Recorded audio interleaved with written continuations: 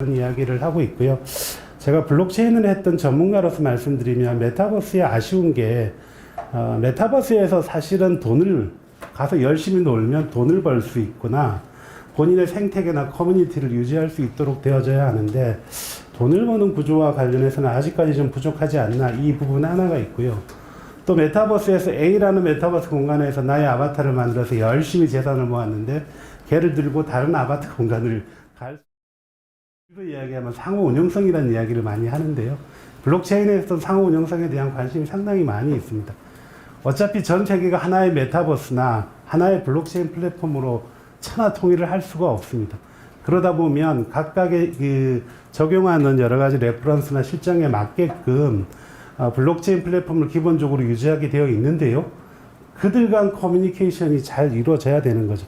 우리가 여기 커뮤니티가 있고 B라는 커뮤니티가 있는데 이 커뮤니티가 더 활성화되려면 커뮤니티 간의 커뮤니케이션이 원활히 돼야 됩니다. 이 커뮤니케이션 안에는 우리가 생각하는 여러 가지 지적인 재산이나 디지털 자산에 대한 것들이 이동이 되거나 서로 호환이 되거나 특정 룰에 의해서 거래가 될 수 있어야 그게 진정한 의미의 그 상호 운영성이라는 것들이 포함될 수가 있는 것 같습니다. 그래서 메타버스 이야기를 제가 좀 길게 하긴 했는데 어찌됐든 새로운 세계를 만들 거는 같지만 아까 이야기한 몇 가지 부분들이 반드시 해결안이 좀 도출이 돼야 되지 않겠나, 그런 생각하고 있고요. 그 다음에 제가 영어 발음이 좀 안 좋습니다. Authenticated Provenance. 요게 이제 지금 아마 우리 과거에 사실은 블록체인 이야기하면서 이거 이야기 상당히 많이 했습니다. 블록체인은 변경할 수 없고 거기 들어가는 데이터에 대한 신뢰가 확실히 보장되니 우리가 원재료부터 실제 만들어지는 생산 과정을 다 블록체인에 집어넣게 되면 지역도 뛰어넘고 원재료에 해당하는 여러 이해에 관련된 그 신뢰 네트워크를 구성할 수 있다라는 주제로 상당히 오랫동안 저희가 했는데 활성화가 사실 못 되고 있습니다. 이제 그러나 이제 제가 볼 때는 이게 이게 활성화되려면 법규가 좀 앞장서서 진행이 돼야 됩니다. 특히나 이제 네거티브 레귤레이션과 같은 거. 대표적인 예를 들면 ESG 경영을 하지 않으면 글로벌 세계에서 도태될 수밖에 없어요. 그 ESG를 증명할 수 있는 것들이 원재료부터 실제 가공해서 소비자까지 딜리버리 되는 전 과정을 투명하게 공개를 하지 않으면 아시겠지만 수출할 때 불이익을 받는 거죠. 관세가 더 증대게 된다든지, 특히 이제 탄소 배출과 관련해서 탄소 배출을 우리가 재활용 에너지를 썼다라는 걸 뭘로 증명할 거냐라고 했을 때 우리가 쓰고 있는 중앙 집중화된 시스템으로 사용이 가능할까요? 물론 뭐 우리나라의 시스템이 굉장히 잘 되어 있으니까 믿겠죠. 그러나 아프리카나 아시아 같은 저개발 국가, 특히 IT 시스템이 발전이 안 되어 있다고 인식을 받는 회사에 나오는 데이터를 과연 유럽이나 미국 같은 선진국에서 그거를 받아들일까요? 그렇지 않을 걸로 보고 있고요. 이때 우리 블록체인 기술이라는 게 전 세계적으로 이런 그 기본적인 인프라로서 아마 가치를 발휘하지 않겠나. 그래서 이 부분도 조금 더 관심을 가지고, 혹시 기업을 하시는 여기 아까 참석자 명단을 보시니까 스타트업이나 대표들 많이 계신데요. 이런 부분도 지속적으로 관심을 갖게 되면 머지않아 뭔가 이쪽에 큰 대박을 터뜨리지 않겠나, 이런 생각하고요. 그 다음에 다오라는 이야기 아마 오늘 오후에 강의에 저희 회사 출신 김기영 대표께서 다오에 대한 설명을 충분히 하실 것 같은데, 다오에 대한 개념은 아주 간단하긴 한데요. 알고리즘에 의한 기업 운영입니다. 우리 회사만 해도 층층시야 높으신 분들이 많은 월급을 받고 계시긴 한데 그 의사결정의 모든 과정을 평등하게 투명하게 공개한다는, 그걸 알고리즘에 의해서 회사를 자율적으로 자동적으로 운영을 하겠다라는 그런 개념을 가지고 있습니다. 다오가 굉장히 쉬운데요. 과연 이걸 기업에 적용할 수 있겠나? 얼마 전에 카카오 난리 났죠? 카카오 난리 났는데 모든 그 매체에서는 아니 카카오처럼 그런 큰 기업이 하나가 죽었을 때 우리 이제 그 전문 용어로 테이크오버라는 표현을 씁니다. 페이오버, 페이를 극복하거나 뭔가를 받아서 시스템이 자동으로 돼야지, 다운타임이 1, 2분 내로 끝나야지. 그것도 안 되면 DR이라는 시스템을 구성해서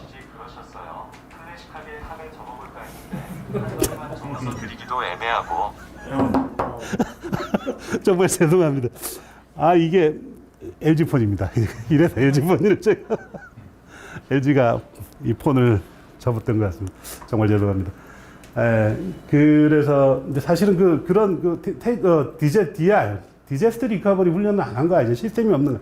여기에 정말 포커싱을 맞췄거든요. 사실은 IT를 하는 입장에서는 말도 안 되는 일이 벌어졌는데 저는 좀 다른 시각으로 봅니다. 저는 웹3와 블록체인 시각, 특히 웹3의 기본적인 사상은 공정입니다. 공정. 요즘 뭐 이번 정부에서도 공정을 많이 외치긴 한데 이 IT 업계에서도 공정에 대한 화두가 됐어요. 아마 그 요번에 보상 체계가 나왔는데 이거를 무료로 쓴 사람들은 보상해줄 뭐 의무가 없다라고 카카오에서 발표를 하시더라고요.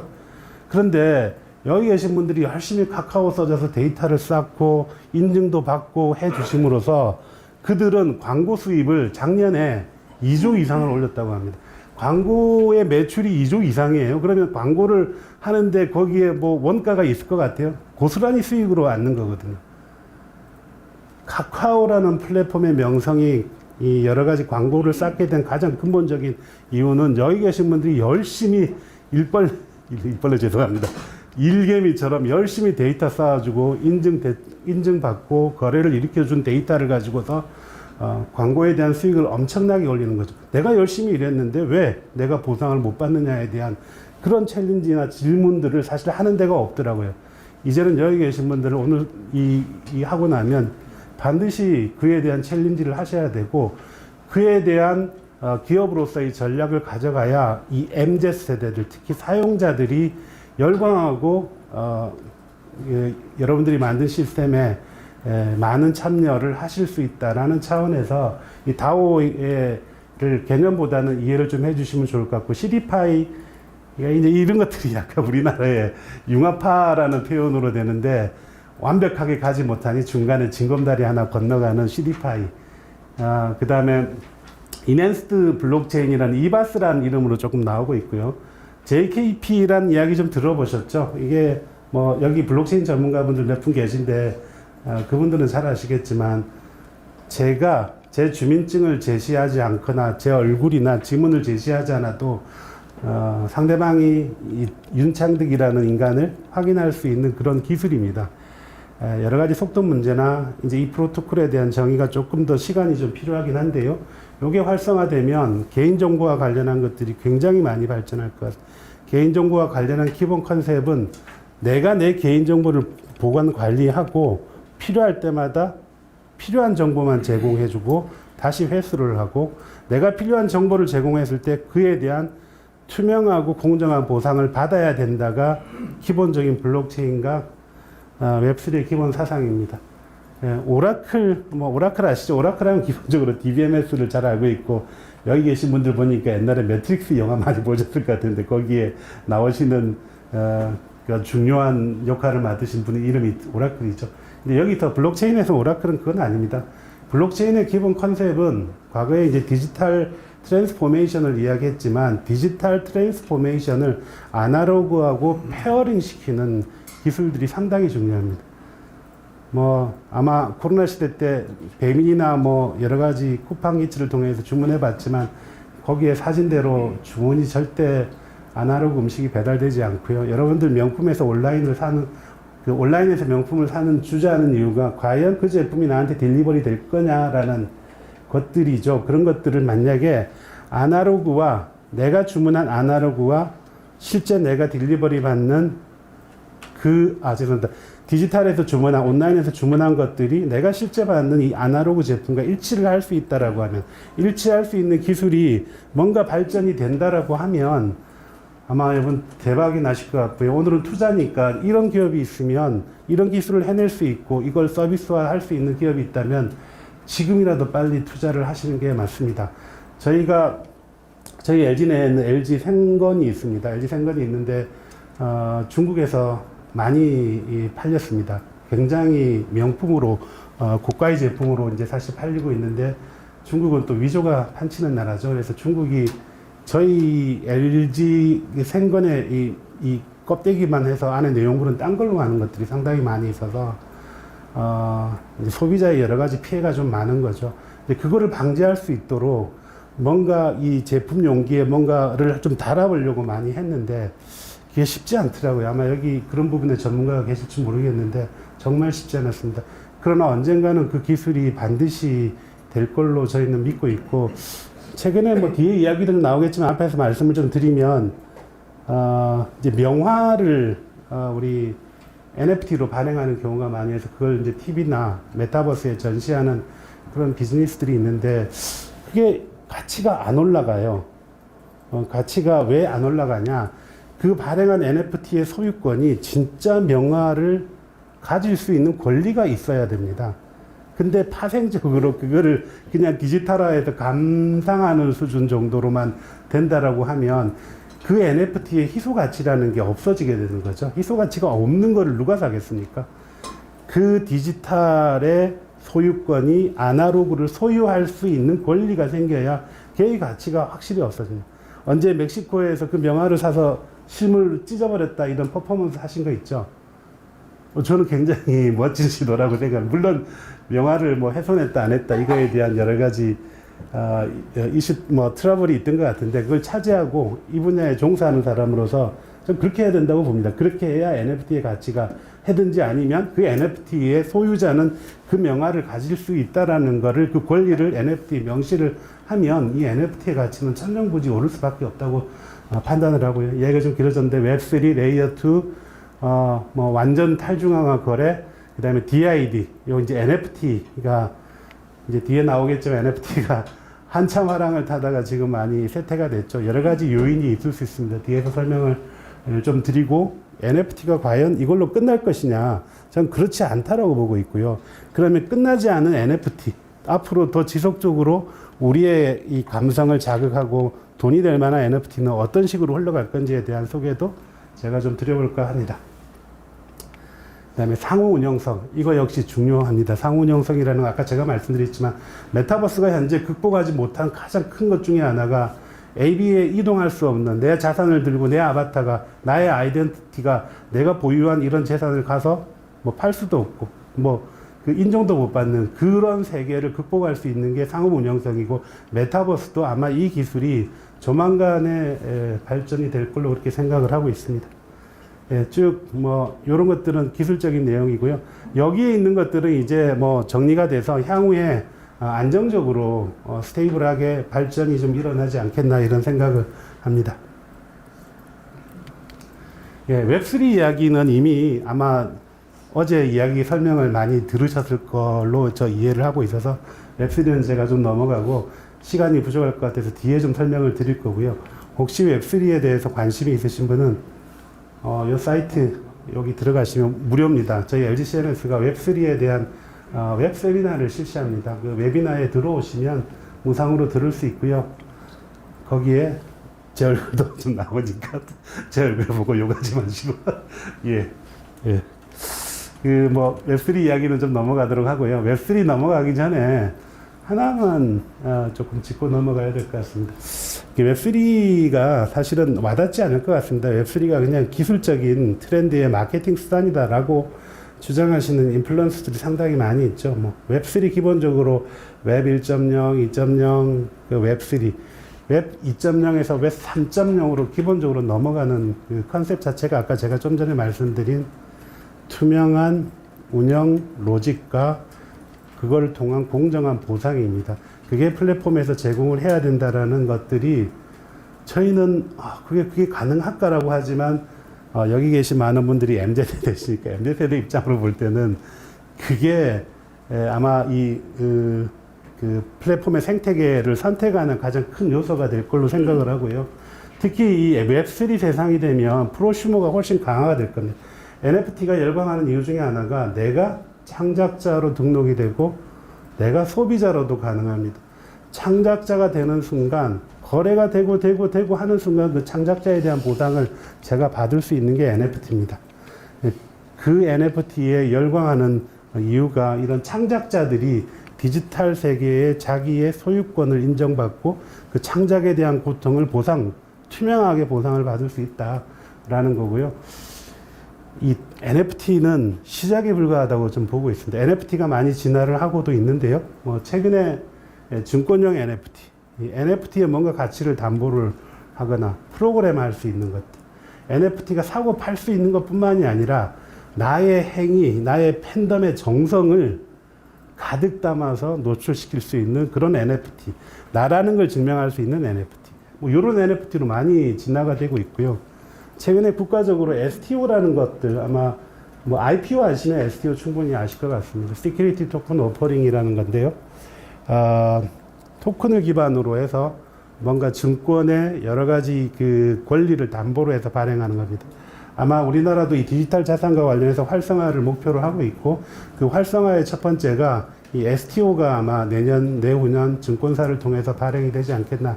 지금 요즘에 소위 강원도에서 이상한 일이 벌어져서 PF 같은 것들이 상당히 고통이 많이 받는데, PF는 잘 팔리지 않습니다. 금액 단위도 크고 불안정하기 때문에 소규모 증권사들이 많이 인수를 하게 되어 있는데요. 그래서 뭐가 하나 터지면 여러 가지 금융기관까지 도미노로 이렇게 쭉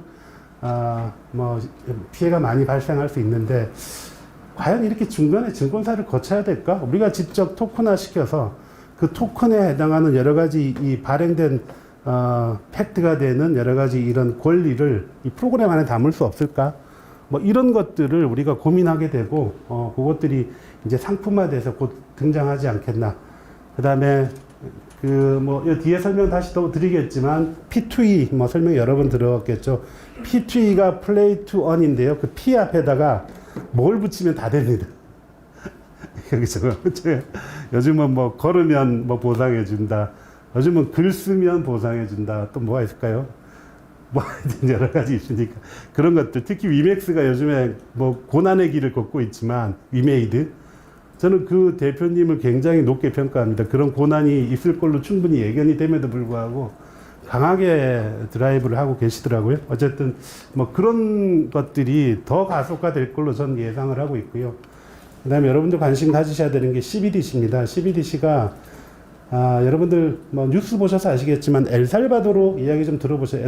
엘살바도르가 비트코인을 라이트코인으로 해서 그 코인 플랫폼으로 만들어서 커런시로 사용을 하겠다. 비트코인은 현재 우리나라의 가상자산으로 분류되고 있습니다.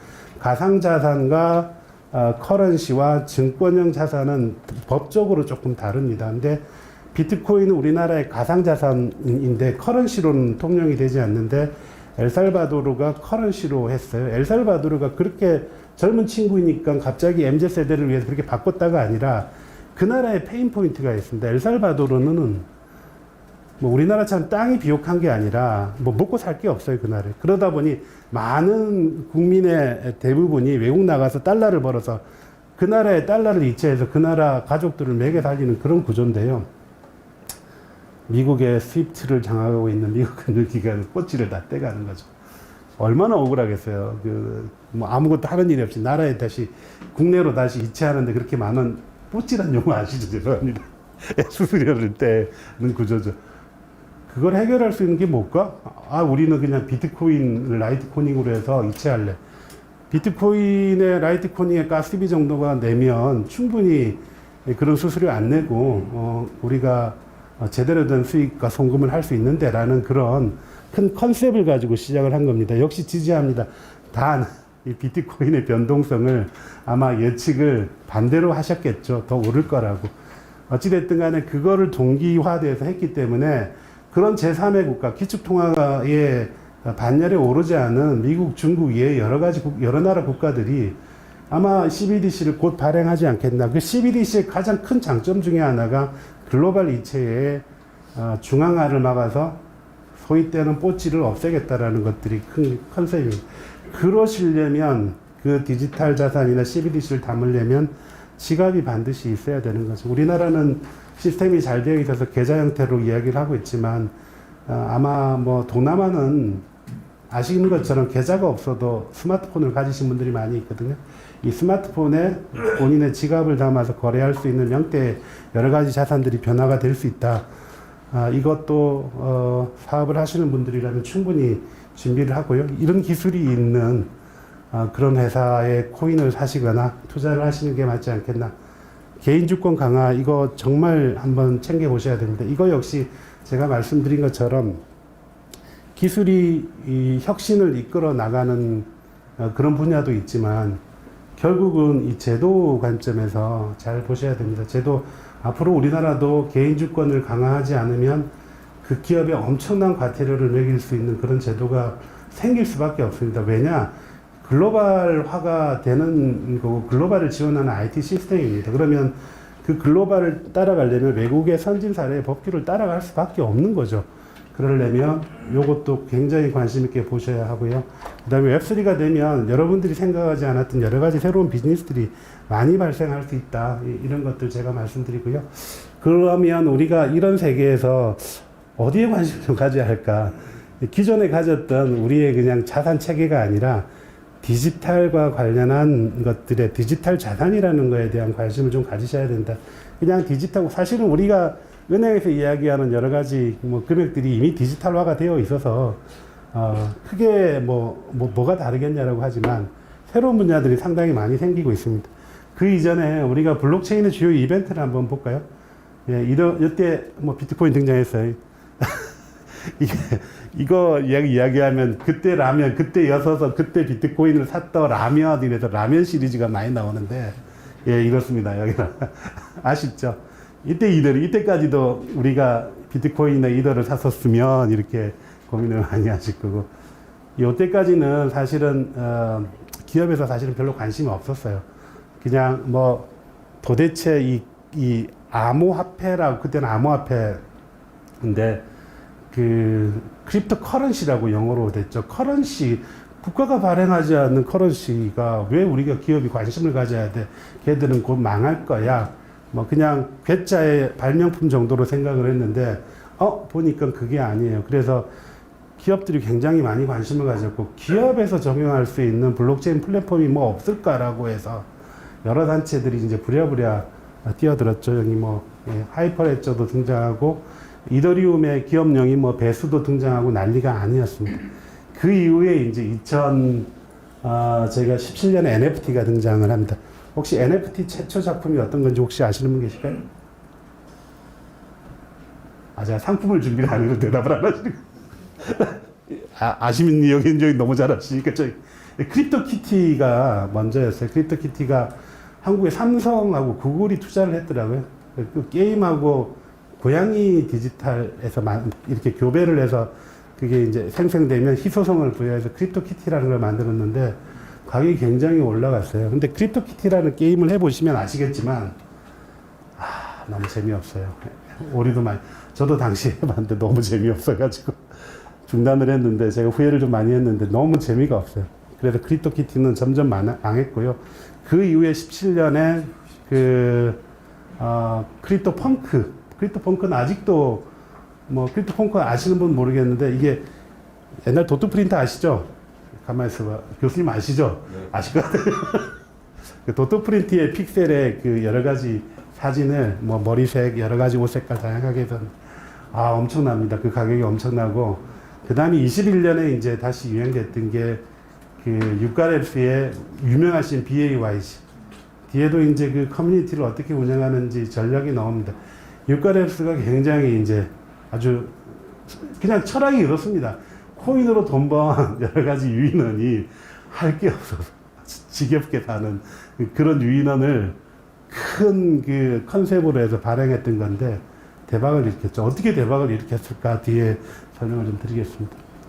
그 다음에 한국은행에서 암암리의 모의 실험을 하고 있습니다. 아마 한국은행에서는 잘 이야기를 안 하는데요. 아마 내년쯤에 시범 서비스를 특정 대상과 특정 존에서 아마 해보지 않을까. 한국이 사실은 전체의 화폐를 주도하는 국가가 아닙니다. 그래서 사실은 미국이나 중국, 유럽의 눈치를 상당히 많이 보고 있는데, 중국은 이미 이 CBDC를 발행을 시범적으로 했습니다. 사실은 중국 올림픽 때 그거를 더 확장하고 또 위세를 좀 과시해 보려고 했는데 그렇게 하지는 못했어요. 코로나 때문에. 근데 중국의 목표는 뚜렷합니다. 첫 번째는 중국이 위조의 나라입니다. 만두도 이상한 걸로 위조한다는 거. 위패가 너무 많아요. 예, 그래서 뭔가 디지털화해서 위패를 좀 막아보자. 그 다음에 그 화폐가 아시는 것처럼 그 본원 가치가 있다고 하더라고요. 그러니까 그 화폐를 제작하다 보니 1,000원이 1,000원이 아닌 거예요, 사실은. 근데 그 돈을 줄이면 사실 국가 입장에서 여러 가지 재정이 괜찮아지는 거거든요. 그래서 그 화폐를 제작하는 비용을 절감하거나 특히 땅덩어리가 중국처럼 큰 나라는 그 화폐를 이리저리 옮기는 비용만 해도 장난 아닌가 봐요. 특히 섬나라로 구성된 데는 배에 실죠, 뭐 아주 경비 인력 동원해야 되죠. 어마무시하게 된답니다. 그렇지만 저거를 디지털화해서 국가가 발행하는 걸로 하면 여러 가지 혜택이 많은데요. 이제 저거를 발행하는 순간 아마 기축통화의 권리를 가진 미국이 가만히 있지는 않을 겁니다. 그냥 있으면 지위를 잘 누리면서 여러 가지 수수료를 많이 먹을, 어쨌든 그들 강대국 사이에서 눈치를 보면서 슬금슬금 하고는 있다. 언젠가 전 세계적으로 이거를 시작을 하면 우리나라도 하지 않을 수가 없을 단계가 될 겁니다. 그래서 이제 그런 여러 가지 블록체인의 기본 컨셉 하에 여러분들 보통 아마 코인 투자나 NFT를 투자하신 분들 고통스러울 겁니다. 아마 엄청나게 우리 한때는 작년 이맘때만 해도 난리가 났었는데 여러 가지 통계치를 보면 그때 대비 80몇 프로, 65% 자산의 가치가 하락을 한다든지, 특히 테라루나 사태는 여러분들 내용을 정확하게 모르시겠지만 테라루나가 이 코인 세계에 엄청난 돌을 던졌어요. 사실은 이게 별거 아닌 것처럼 보이지만 블록체인, 특히 코인, 탈중앙화의 가장 큰 메인 토픽은 신뢰입니다. 누가 이야기하셨는데 신뢰 맞아요. 그 신뢰를 얘들이 줘버렸잖아요. 이러니까 일파만파인 거죠. 일파만파. 강원도 사태의 기본 컨셉이 2천억을 갚느냐 못 갚느냐가 아니라 국가의 신뢰를 줘버려서 그게 꼬리가 몸통을 흔드는 걸로 이게 확대되는 거거든요. 이거 어마무시한, 물론 이 만드신 분 저도 한번 뵌 적이 있는데 아주 훌륭하십니다. 그러나 이 책임을 지셔야죠. 이거는 정말 우리한테 던진 큰, 아주 이때까지 잘 올라왔는데 툭 밀어가지고 다시 원점으로 되돌리는 그런 어마무시한 상황이에요. 다른 것도 물론 이유가 있겠지만, 그러나 우리가 실망만 하고 있을 건 아닌 것 같다. 가상자산에 대해서 제도권에서 좀 포용을 하려고 하고 있습니다. 그런 굉장히 희망스러운 거죠. 그동안 이 가상자산이라는 게 국가가 볼 때 제일 못 믿어온 게 내재 가치가 있냐 없냐에 대한 거거든요. 1비트코인 가지고 그 가치를 해당하는 물건을 살 수 있어야 내재 가치를 인정받을 수 있는데 그 내재 가치가 너무 많이 흔들리는 거죠. 그래서 이제 그런 것들에 대한 것들이 있었지만 이걸 어쨌든 제도권에서 특히 이제 이런 이벤트가 한번 있었죠. SEC에서 그 비트코인을 그 담보로 한 파생 상품이 이제 상장이 되기도 하고 우리나라의 증권형 토큰 가이드라인이 아마 연말에 설립될 겁니다. 그러면 그 가이드가 만들어져서 내년 내후년에는 지금 이제 부동산 조각 투자 여러분들 아시죠? 카사나 이런 데서 많이 하고 계시는데 거기가 이제 부동산이 한참 오를 때는 잘 나갔는데 근데 거기도 샌드박스로 2년 이렇게 해서 그 법적인 규제 안에 틀에 들어와서 하고 있습니다. 그게 아마 곧 정리가 될 것 같고 많은 기업들이 그쪽 비즈니스를 뛰어들려고 좀 하고 있습니다. 기회가 있는 거죠. 그것들이 사회에 보편화되면 우리의 NFT 디지털 자산들이 더 많이 이제 가치를 인정받을 수 있다. CBDC 아까 제가 말씀드린 것처럼 하고요. 시장이 아시는 것처럼 많이 변하고 있습니다. 지적 재산권이 가치가 되고 있고요. 디지털 자산을 기본으로 한 파생도 생기고 있고요. 특히 중요한 거는 많은 유통회사들이 명품에 NFT를 보증서를 해서 실제 거래에 활용하고 있다. 그렇게 되면 중고시장이 활성화될 수가 있어요. 왜냐하면 그 신뢰라는 것들이 NFT 보증서, 단 아까 제가 말씀드린 것처럼 디지털과 아날로그를 페어링하는 기술이 발전해요. 우리 젊으신 분들은 꼭 도전해서 성공을 해보도록 하십시오. 이제 이러려면 이 IT에 대한 기본 패러다임이 좀 바뀌어야 되고요. 또 기존 금융기관들이 많이 요즘은 각성을 상당히 많이 하고 있습니다. 왜냐, 금융기관 상당히 많이 저희를 찾고 있거든요. 앞으로 디지털 자산이 대세인데 이걸 어떻게 시스템에 적응하고 어떻게 상품화하고 어떻게 거래를 일으키고 이런 것들에 대한 질문이 저희 상당히 많이 금융기관들이 많이 각성을 하고 있는데 이 블록체인 기술과 메타버스와 최근에 마이데이터 여러분들 데이터 그냥 해주고 쿠폰 하나 받는데 그러시면 안 됩니다. 훨씬 더 높은 가치가 있고 그 가치에 대한 보상을 받으셔야 된다. 여기 AI가 접목이 되고요. 이렇게 해서 디지털 자산의 생태계가 아예 바뀌기도 하고요. 최근에는 이 디지털 자산의 포트폴리오로 이렇게 전기가 많이 되고 있습니다. 토큰화된 자산 이런 것들. 그 다음에 CBDC나 스테이블 코인들 새로운 지급 수단이 될 수도 있습니다. 아마 스테이블 코인은 글쎄요, 뭐 발행을 국가에서 허용을 할지 안 할지는 모르겠지만 토큰 형태로 발행을 해서 그들만의 생태계를 가져갈 수도 있습니다. 지금 왜냐하면 토큰이란 이름과 달리 뭐 포인트, 리워드란 이름으로 서비스를 받고 있잖아요. 그거를 스테이블 코인 또는 NFT로 발행해서 거래도 할 수 있고 혹시 그들의 가치가 올라갈 수도 있다면 훨씬 더 장려화되지 않겠나라고 생각을 하고 마이데이터, 투자자산 연계하는 가상자산 등이 될 것 같고요. 특히 이제 이 많은 특히 금융기관을 좀 째려보면요. 금융기관은 MZ세대에 공을 많이 들이고 있습니다. 죄송하지만 이제 지금 나이 드신 분들은 자산은 많이 있지만 공격적으로 투자를 한다든지 새로운 상품에 가입한다든지 이러지는 않지만 MZ세대는 그들 입장에서는 새로운 커스터머가 될 수 있기 때문에 공을 상당히 좀 많이 들이고 있고요. 그 다음에 양방향 소통. 지금은 그냥 만들어 놓은 상품을 우역부역 소비자가 소비하는 그런 시대는 이제 지났습니다. 그들의 의견과 그들의 생각과 최근의 트렌드를 꼭 반영해서 상품을 할 수밖에 없는 그런 세대고요.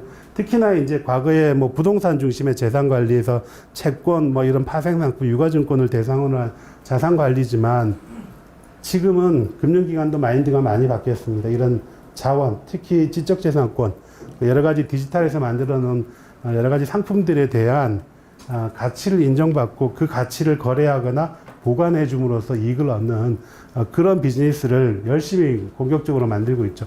뭐 이런 것들을 하고 있는데요.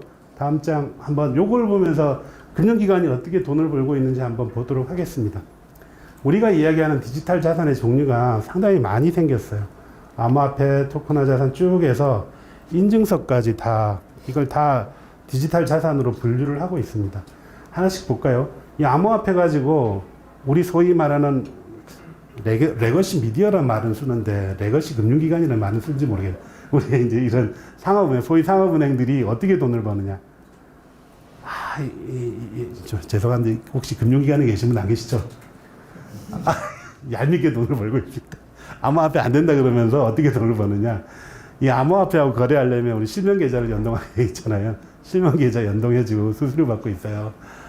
치사하게 진짜. 이렇게 돈을 벌고 있고요.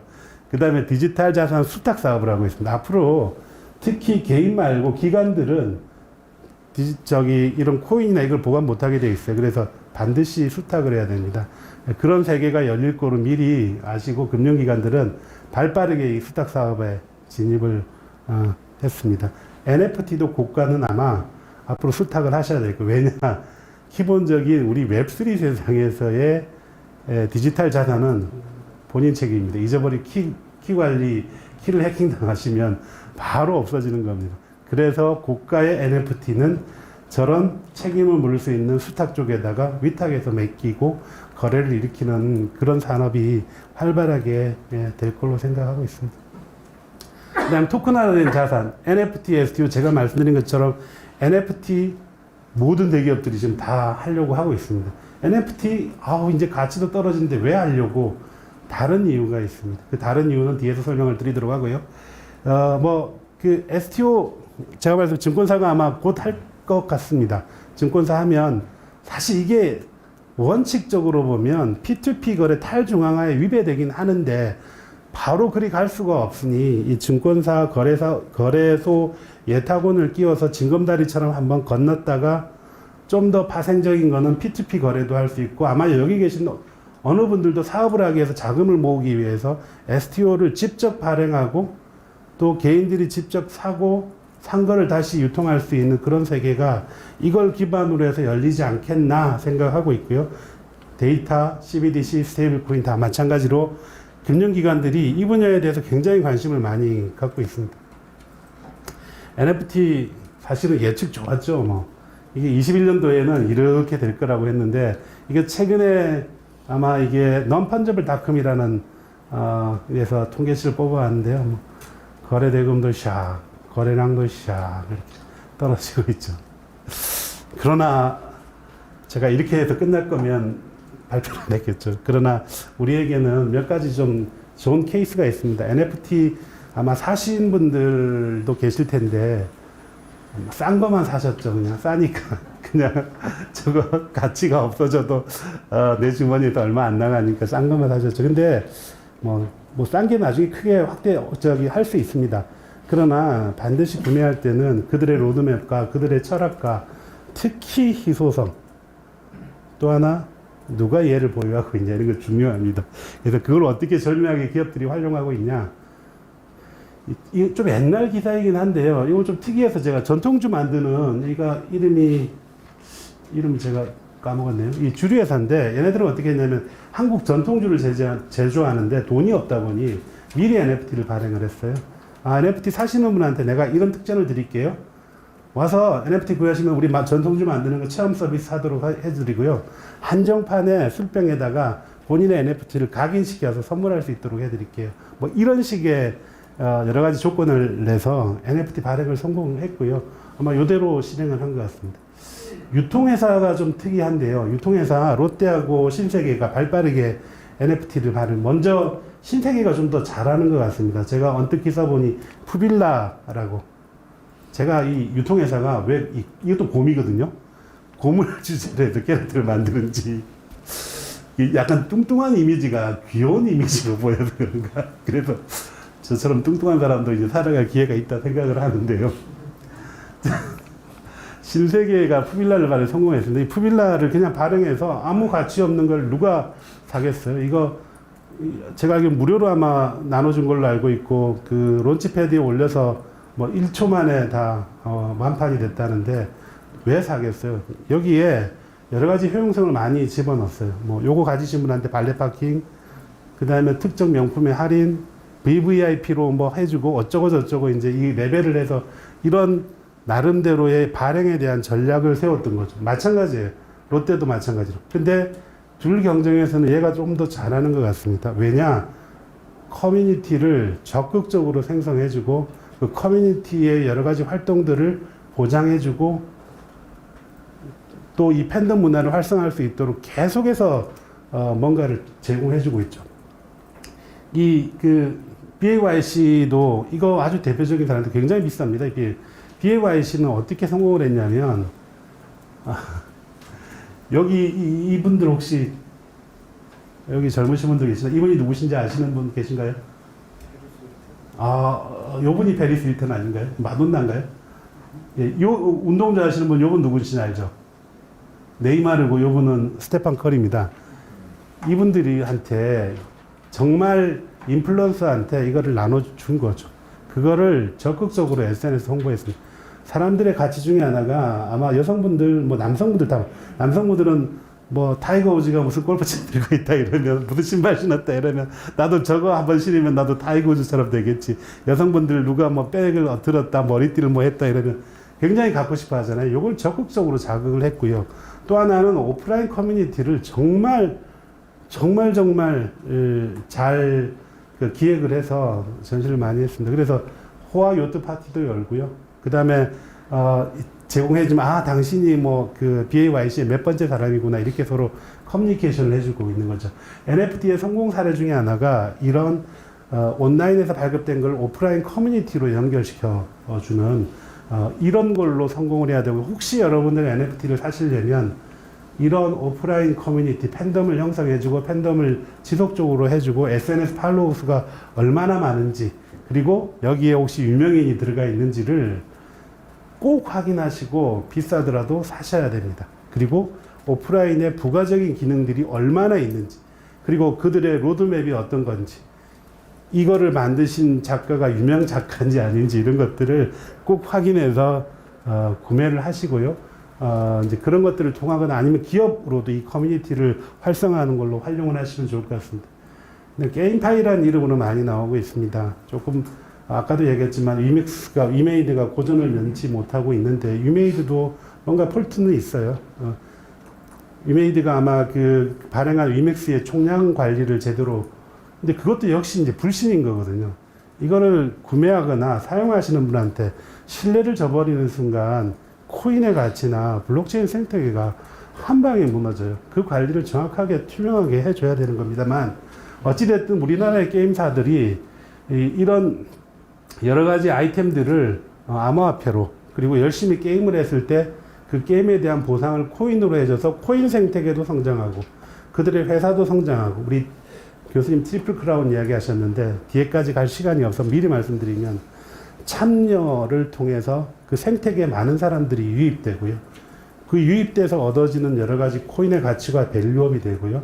코인의 가치가 밸류업이 되면 기업의 가치가 가치 밸류업이 되는 그런 트리플 크라운이 저는 가능성이 있다 보고 그럴 가능성이 있는 기업들을 확인하시고 투자를 하시거나 혹시 기업을 하시는 분들은 그거를 잘 벤치마킹 하셔서 웹3 세상을 준비하는 게 저는 꼭 필요하다 생각을 하고요. 최근에 이런 트렌드 많이 있습니다. 옛날에는 게임 페인처럼 이기기 위해서 게임했지만 이제 돈 벌기 위해서. 근데 돈 벌기 위해서 게임인데 그것도 너무 처참하잖아요. 근데 게임을 하니 돈이 들어오더라 뭐 이런 것들. 그 다음에 창작을 하니 돈이 들어오더라. 이제 이렇게 많이 좀 바뀌고 있어요. 특히 이게 주객이 절대 전도되면 안 됩니다. 그냥 열심히 재미없는 게임이지만 돈을 주니까 게임을 한다 이렇게 되는 순간 우리 그 엑스 인피니티 있죠. 또는 우리 그 헬로키티 재미없어요. 엑스 인피니티 게임을 해보신 분은 아시겠죠? 우리 게임 너무 재미없어요. 근데 돈을 벌게 해주니까 억지로 한 거거든요. 근데 이게 선순환이 되려면 게임이 재미가 있어야 돼요. 기본 본원을 자꾸 다른 걸로 가리려고 하는데 그러는 순간 망할 수밖에 없어요. 이 엑스 인피니티가 사례가 보여주고 있는데요. 또 NFT가 쓰레기들 NFT 있지만 또 각광을 받는 게 있습니다. 이런 미적 이미지를 담긴 이런 그 캐릭터의 NFT가 있거든요. 이 NFT가 최근에는 메타버스의 아바타로 재활용되고 있습니다. 예, 상당히 좀 재미있는 특화된 거 있는데요. 이런 미학적인 이미지를 가진 혹시 제가 이제 이 사람을 아바타로 하면 사람들이 저한테 관심을 더 많이 가져주겠죠. 사실 실물은 아닌데. 이런 것들이 많이 각광을 받고 있고요. 그 다음에 혹시 두들스 이야기 최근에 들어보셨나요? 두들스가 최근에 이제 각광을 받고 있는데 얘들은 발행하면서 특별한 세계관이 없대요. 아주 특이하죠. 예, 그냥 예술이 이제 투자형이 아니다라고 했어요. 굉장히 특이하죠. 굉장히 특이한 것에 많은 소비자들이 꽂힌 거거든요. 예, 이런 희소성을 유지하는 점. 그리고 잘 보시면 이게 우리 일반적으로 사람인데 뭔가 이게 뭐 토 쏠리는 것처럼 하고 눈이 얼굴 밖으로 튀어져 나오고 사실 이게 뭐 미학적 이미지를 가진 건 아니지만 굉장히 특이한 거죠. 또 하나 이들의 전략 중에 하나가 랩트 NFT라는 전략이 있습니다. 희소성의 기본 원칙은요. NFT가 성공을 하면 거기에 파생해서 드랍을 해서 그 커뮤니티의 숫자를 굉장히 많이 늘리고 NFT 숫자를 굉장히 많이 늘립니다. 그거 아니거든요. 그건 코인의 총량을 늘리는 거하고 똑같은 거예요.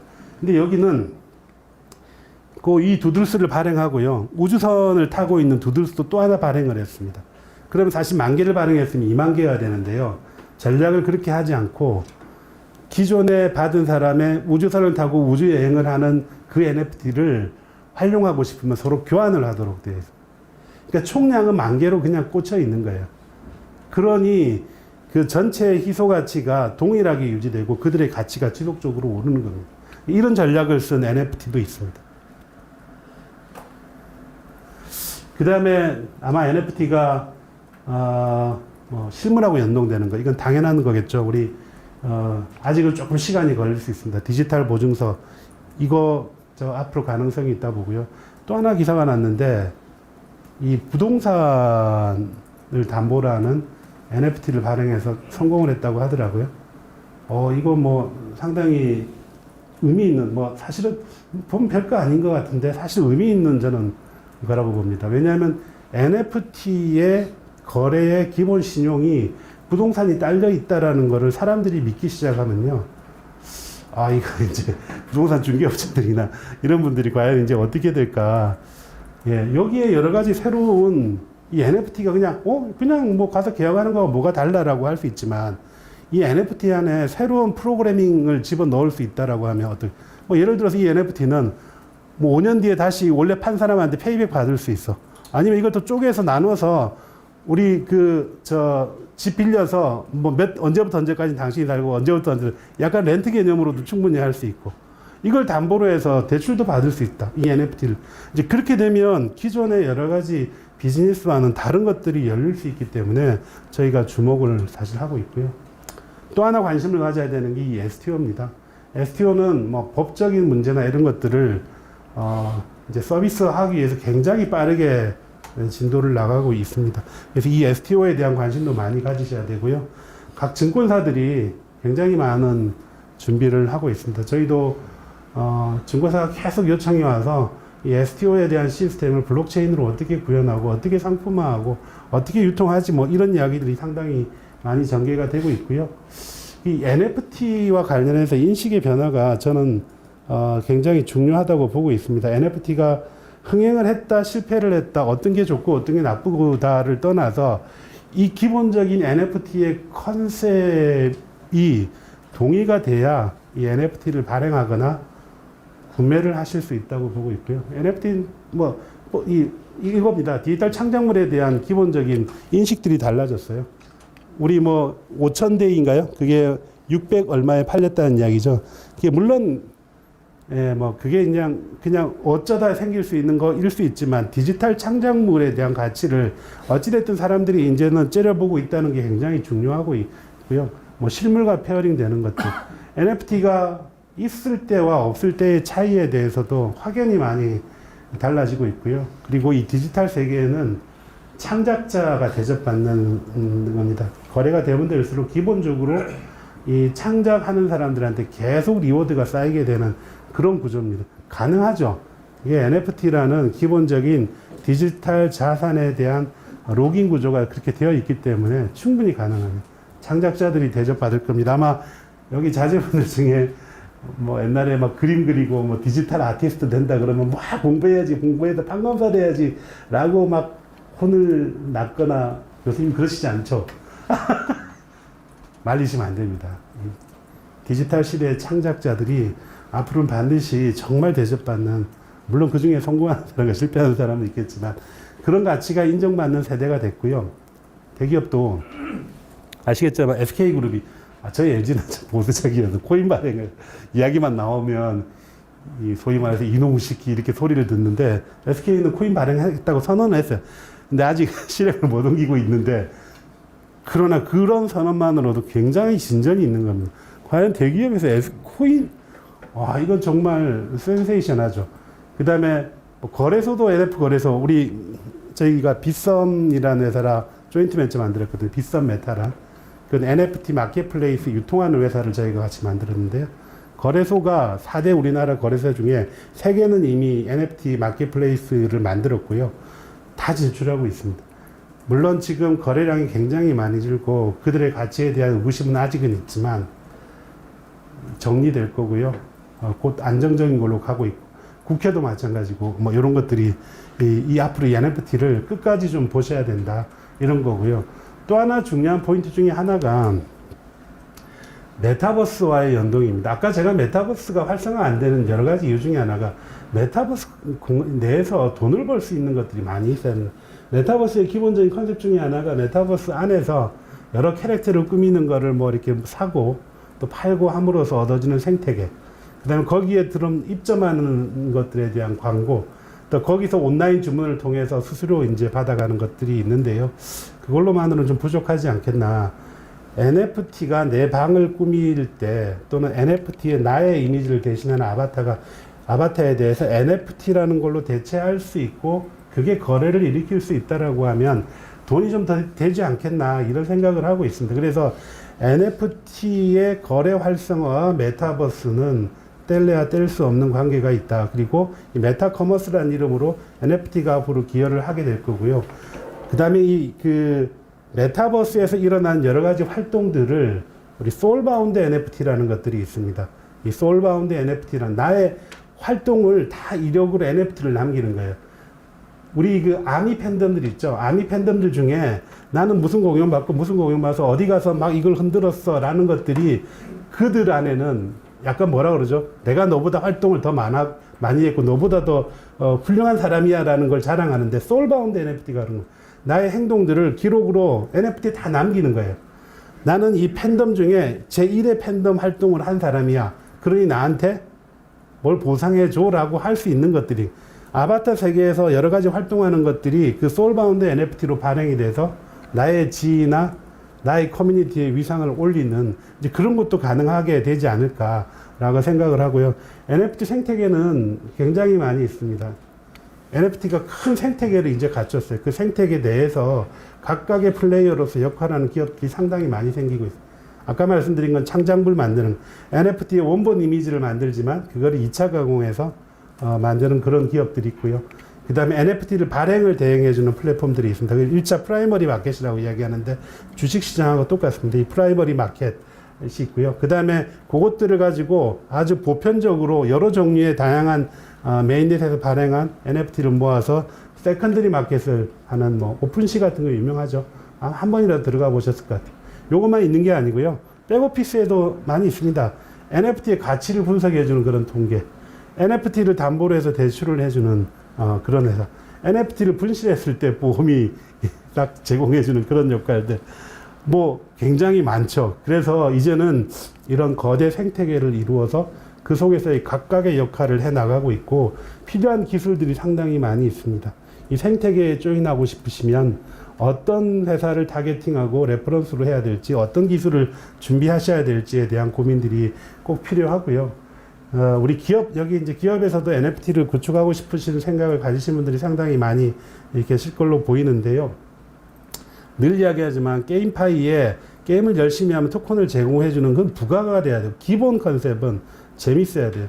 그래서 이 마켓플레이스를 만들 때도 사용자 중심의 UI, UX를 꼭 만드셔야 돼요.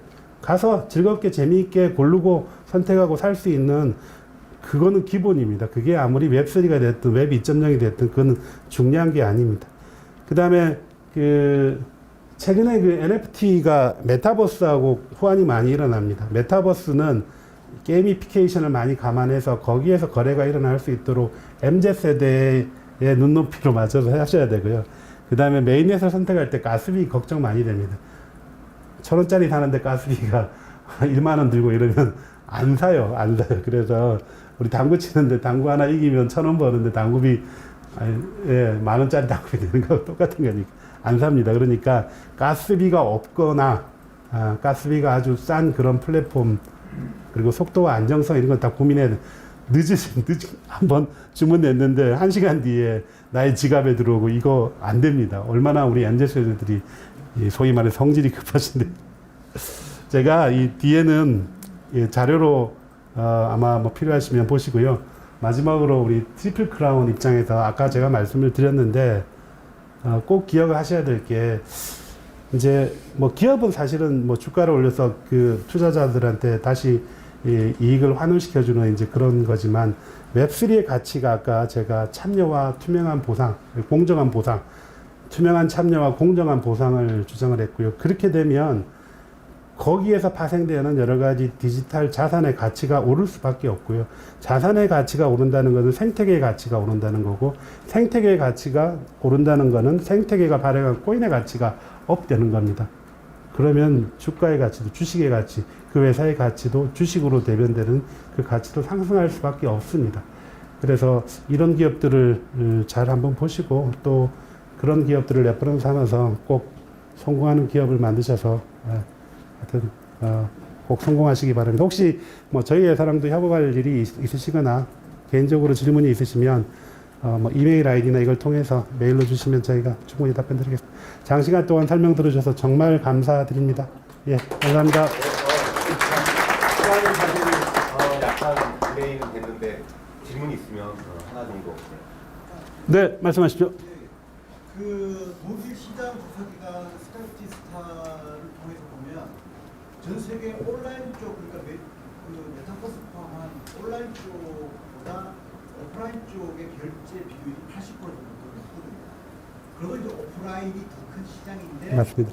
가상 공간에 메타버스가 더 성장하니까 그런데 그 7, 8년 전에 마케팅 개념으로 나온 오토 옴니 채널이 온라인 쪽으로 계속 발전을 하는데 오프라인 쪽에서 온라인과 오프라인을 서로 연결하는 넘나드는 그게 좀 안 되다 보니 그거는 좀 딜레이 되는 게 있는데 앞으로 그거 이제 지금 그 어제도 제가 강의를 들어보고 오늘도 이제 단단히 들어보면 온라인 쪽하고 오프라인을 분명히 연결하는 그런 의지들이 사업체들이 다 강하거든요. 그러면서 앞으로 이 온라인하고 오프라인을 연결하는 오토 옴니 채널을 제대로 구현하는 건 어떤 식으로 될 수 있느냐 한번 말씀해 주시죠. 아유, 너무 어려운 질문을 하셔가지고 제가 지금은 이제 저희도 그 카드사 차세대를 많이 하는데요. 사실 카드사가 왜 존재하는지 사실 잘 모르겠어요. 왜냐하면 그 중간에 그 벤사라고 네트워크를 다 장악하는 회사들이 있습니다. 그 회사의 가맹점주가 수수료를 내서 그걸 사용하게 되는데요. 그 망을 극복을 하기 위해서 이제 제로페이 같은 경우도 수수료를 없애는 P2P 결제를 많이 활용을 좀 많이 했던 걸로 기억을 하고 있고요. 이제 그거를 좀 극복할 수 있어야 되는데 그거를 지금 사실 오프라인이나 온라인이나 그 결제 서비스 형태를 그대로 다 장악하고 있고 그대로 역시 재현하고 있거든요. 온라인 결제도 아마 보시면 우리가 P2P 결제를 하는 게 아니라 중간에 그 매체들이 다 끼는 거죠, 사실은. 근데 사실은 결제에 블록체인을 적용해 보려고 P2P 결제를 하기 위해서 또는 거기에 매체를 스테이블 코인 형태로 결제를 해보려고 많이 노력을 했는데 여러 가지 편리성이나 여러 가지 성능이나 아직은 조금 해결이 좀 잘 안 되고 있는 건 사실입니다. 그래서 최근에 뭐 도전을 하고 있는 다날 이런 데서 페이코인이라는 이름, 뭐 차이라는 것들 시도는 하고 있는데 저희도 곧 도전을 해볼 겁니다. 이 지금의 오프라인 체제의 결제 시스템을 블록체인 기반의 신뢰 기반의 P2P 결제로 옮겨가고 그게 온라인 상에서 안정적으로 진행될 수 있는 것들 그리고 그 주문한 것들이 제가 아까 말씀드린 것처럼 디지털과 아날로그가 페어링 될 수 있는 그런 서비스를 지금은 기술적으로 좀 한계는 있습니다만 열심히 도전을 해볼 생각입니다. 네, 예. 답변이 되는지 모르겠습니다. 예, 감사합니다. 자, 좋은 강의 해주신 우리 윤창현 원장님 감사합니다. 감사합니다. 시간 약간 지났는데 11시 10분부터